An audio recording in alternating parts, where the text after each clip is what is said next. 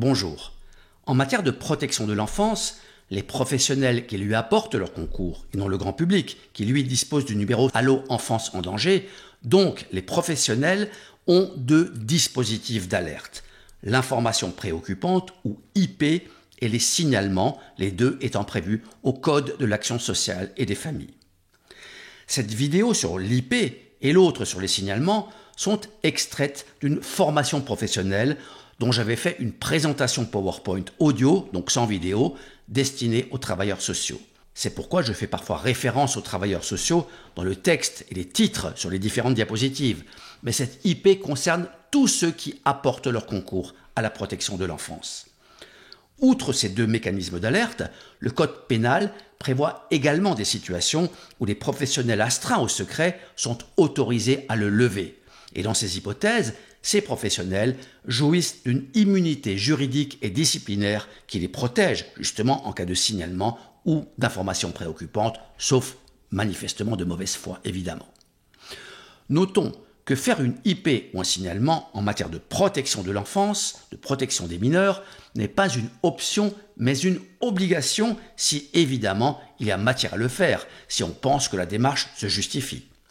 Si la victime présumée est un adulte vulnérable, donc on n'est plus dans le mécanisme de protection de l'enfance, le professionnel astreint au secret a le choix, sauf dans des hypothèses extrêmes comme le péril. Toutes ces hypothèses sont traitées dans une vidéo plus longue consacrée à la levée du secret par les professionnels de santé, vidéo que vous retrouverez évidemment sur cette chaîne. Mais elle intéressera aussi les patients, par exemple victimes de violences, notamment conjugales, et tous les professionnels astreints au secret. Voilà pour cette introduction. Entrons dans le vif du sujet avec la présentation de l'IP, l'information préoccupante. L'information préoccupante en protection de l'enfance. Commençons par lire la première partie de l'article L226.2.1 du Code de l'action sociale et des familles. Je cite. Sans préjudice des dispositions du 2 de l'article L226.4, les personnes qui mettent en œuvre la politique de protection de l'enfance définie à l'article L112.3, ainsi que celles qui lui apportent leur concours, transmettent sans délai au président du conseil départemental ou au responsable désigné par lui, conformément à l'article L226.3, toute information préoccupante sur un mineur en danger ou risquant de l'être au sens de l'article 375 du Code civil. Fin de citation. Ici, et contrairement au signalement que nous verrons plus tard, la loi soumet aux mêmes obligations les professionnels de l'assistance éducative et les autres. Mais c'est qui les autres ? Ce sont les mêmes professionnels que ceux amenés à partager des informations à caractère secret pour les besoins de la protection de l'enfance, mais par le biais du service téléphonique ou télématique Allo Enfance en danger, le 119. C'est toute la population qui est invitée à prêter son concours à cette noble cause. Même si le 119 n'est pas la CRIP, la cellule de recueil des informations préoccupantes, gérée par le conseil départemental, ou un équivalent désigné par un autre acronyme, il procède de la même logique que l'information préoccupante. En cas de danger grave et imminent, nous sommes tous invités à contacter les services de première urgence comme le 112 ou le 114 par SMS, les services de police secours ou de gendarmerie au 17, les pompiers au 18 ou le SAMU au 15. Mais l'IP, l'information préoccupante, est une obligation pesant sur tous les professionnels apportant leur concours à la protection de l'enfance, et donc tous les travailleurs sociaux. L'IP doit être transmise sans délai, nous dit l'article L226.2.1, car même s'il n'y a pas un danger si grave et imminent qu'il justifierait un signalement, il est toujours urgent d'agir quand un enfant est en risque de danger.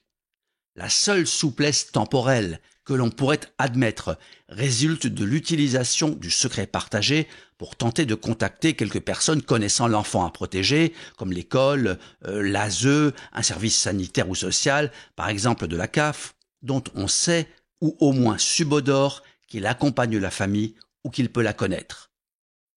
Mais cela doit être fait sur le champ, et on ne saurait remettre une IP au lendemain, voire à plusieurs heures, si la situation est véritablement préoccupante.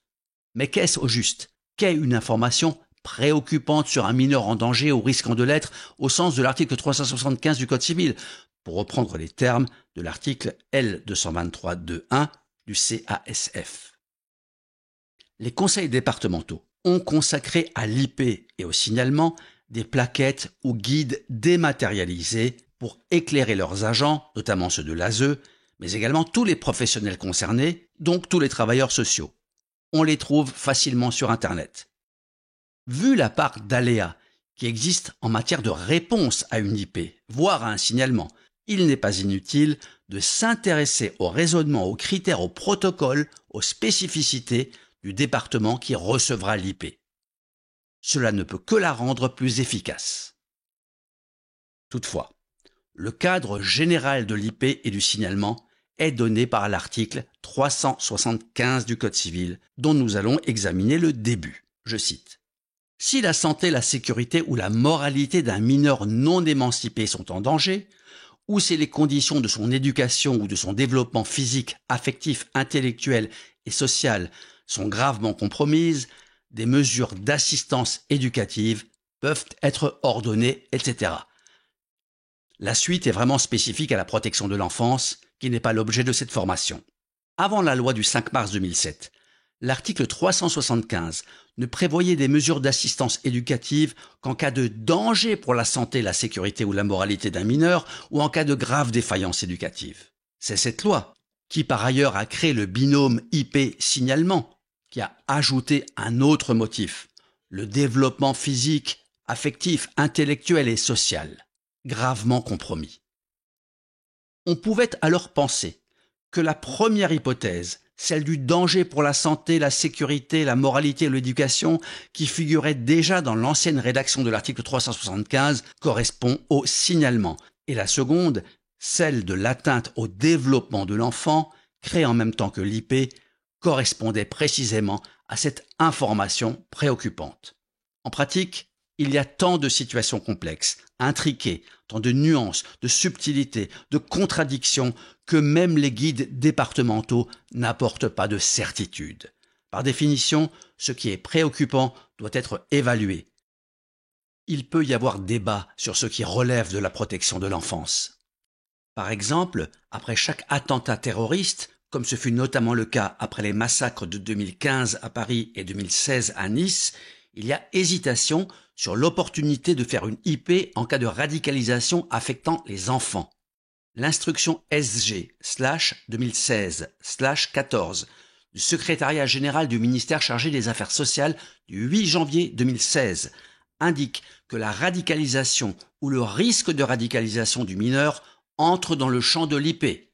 Mais en pratique, il y a débat et même désaccord sur l'application de cette instruction, puisque donner à ses enfants l'éducation de son choix est considéré comme une liberté fondamentale. Force est de reconnaître que la radicalisation est rarement traitée comme un danger au sens de l'article 375 du Code civil. Dans ce domaine, on marche sur des œufs et on préfère parfois les contourner pour éviter de les casser. La deuxième partie de l'article L226.2.1 du Code de l'action sociale et des familles nous dit que comme pour le partage d'informations prévu par l'article L226.2.2, le suivant, on ne partage que le strict nécessaire, l'objectif de l'IP étant de permettre l'évaluation de la situation afin de déterminer la meilleure réponse à lui apporter. Là aussi, la loi prévoit l'information des parents ou autres titulaires de l'autorité parentale, sauf intérêt contraire de l'enfant. L'évaluation de l'IP.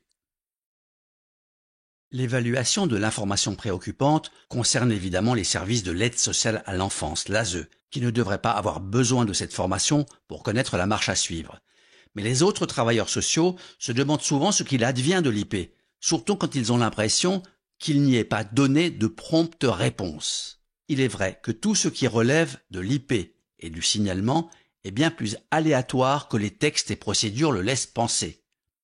Parfois, le destinataire de l'information ou du signalement ne prend pas conscience de la gravité de la situation, que ce soit par faute du rédacteur dont l'écrit pèche par son argumentation voire son style, et oui, cela peut compter, ou que par manque de moyens, l'ASE comme le parquet soit obligé de prioriser. Parfois c'est l'inverse. Et sur un claquement de doigts, par exemple dans le cadre d'un règlement de compte post-divorce, la justice se met en branle. On a vu l'affaire d'Outreau, où des innocents ont été poursuivis, et on a vu l'inverse, comme une dramatique affaire où un enfant était mort dans une machine à laver après 2 IP et un signalement resté sans réponse efficiente. Qu'il s'agisse d'une IP ou d'un signalement, ces démarches ne sont pas anodines. Et se dire qu'on peut avoir la main leste et que l'ASE évaluera n'est pas toujours la meilleure idée. Pourtant, en cas de besoin, l'IP doit être faite sur le champ, comme s'il existait un danger imminent. Mais pour éviter la précipitation, il peut être opportun de passer quelques appels pour faire une rapide préévaluation, ce que permet le secret partagé en protection de l'enfance, a fortiori si on n'a pas vu l'enfant et si on doit se baser que sur du déclaratif. Les modalités d'application de l'information préoccupante sont fixées par décret et codifiées au Code de l'action sociale et des familles. L'évaluation qui suit l'IP a notamment pour objet d'apprécier le danger ou le risque de danger au regard des besoins et des droits fondamentaux, de l'état de santé, des conditions d'éducation, du développement, du bien-être et des signes de souffrance éventuels du mineur. Elle a aussi pour objet de proposer les réponses de protection les mieux adaptées en prenant en compte et en mettant en évidence notamment la capacité des titulaires de l'autorité parentale à se mobiliser pour la protection du mineur, leurs ressources et celles des personnes de leur environnement. Elle n'a pas pour objet de déterminer la véracité des faits allégués. Sauf intérêt contraire du mineur, les titulaires de l'autorité parentale sont informés par le président du conseil départemental de la mise en place d'une évaluation. L'évaluation globale de la situation des enfants en danger ou risque de danger fait l'objet d'un cadre national de référence.